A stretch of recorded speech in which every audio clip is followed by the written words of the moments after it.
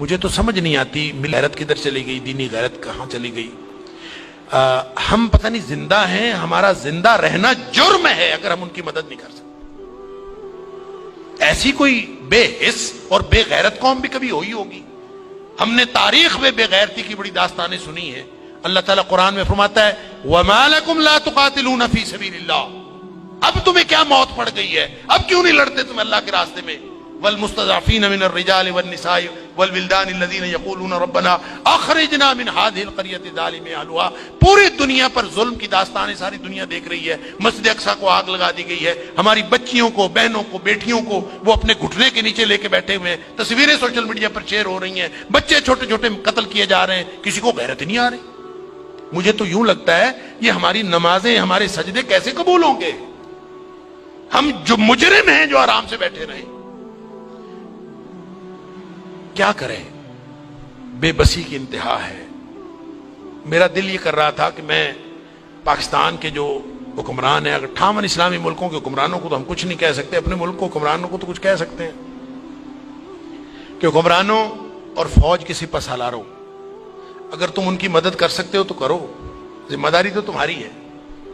نہیں کر سکتے نا تو ہمیں ایک جہاز میں بھر کے وہاں بھیج دو، کم از کم ہم عزت کی موت ماری جائیں، کم از کم جا کے ہم وہاں پہ ان کے ساتھ شہید ہو جائیں، اللہ کو قیامت کے دن ہم اور نبی کریم صلی اللہ علیہ وسلم کو چہرہ دکھانے کے تو قابل ہوں کہ اللہ ہمیں غیرت تھی، ہمارے اندر کو ملی اور دینی غیرت تھی۔ تو دعائیں ہو رہی ہیں، وہ کوئی کہہ رہا ہے کہ اللہ تو کو ابابیل بھیج دے اور ان کی مدد کر دے، کوئی دعائیں کر رہا ہے، کوئی دعائیں کر رہا ہے۔ اس طرح کے لوگوں کی دعائیں اللہ قبول کوئی نہیں کرتا۔ دعاؤں کے لیے بھی غیرت کی ضرورت ہے، آپ پہلے قدم اٹھائیں پھر اللہ سے دعا کریں۔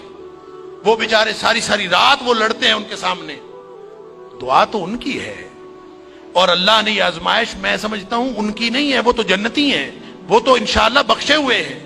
آزمائش یہ باقی ساری دنیا کی ہے، ہم ان کی وجہ سے مجرم بن رہے ہیں، اللہ تعالیٰ معاف فرمائے۔ تو یہ جب قاری صاحب پڑھ رہے تھے تو مجھے خیال آ رہا تھا کہ اللہ ان بیچاروں کے پاس طاقت نہیں ہے، وہ پتھر اکٹھے کر کے بیٹھے ہیں، توپوں بندوقوں کا مقابلہ پتھروں سے کیسے ہوگا؟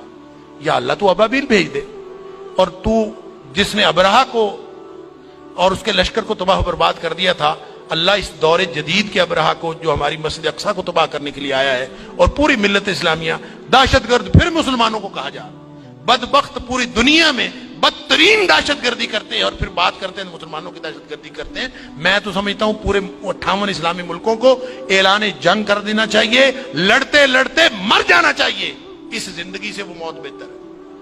ہم نے کیا کیا ہوا ہے؟ کیسی زندگی، کیسا دین، کیا کلمہ پڑا ہوا ہے ہم نے، کیسی قرآن کی باتیں، کیا قرآن کے دروس۔ ہم یہاں سکون سے بیٹھے ہیں، پنکھے چل رہے ہیں، موج میلہ پانی پینے کو مل رہا ہے، نماز آرام سے پڑھ رہے ہیں، سجدے آرام سے کر رہے ہیں، وہاں ہماری بہنیں بیٹیاں لٹ رہی ہیں۔ کہاں گئی غیرت ہماری؟ انا للہ و انا الیہ راجعون۔ مجھے تو یوں لگتا ہے کہ شاید یہ ہمارے آرام سکون سے کیے ہوئے سجدے بھی کہیں جرم نہ بن جائیں۔ اللہ تعالی ہم سب کو معاف فرمائے۔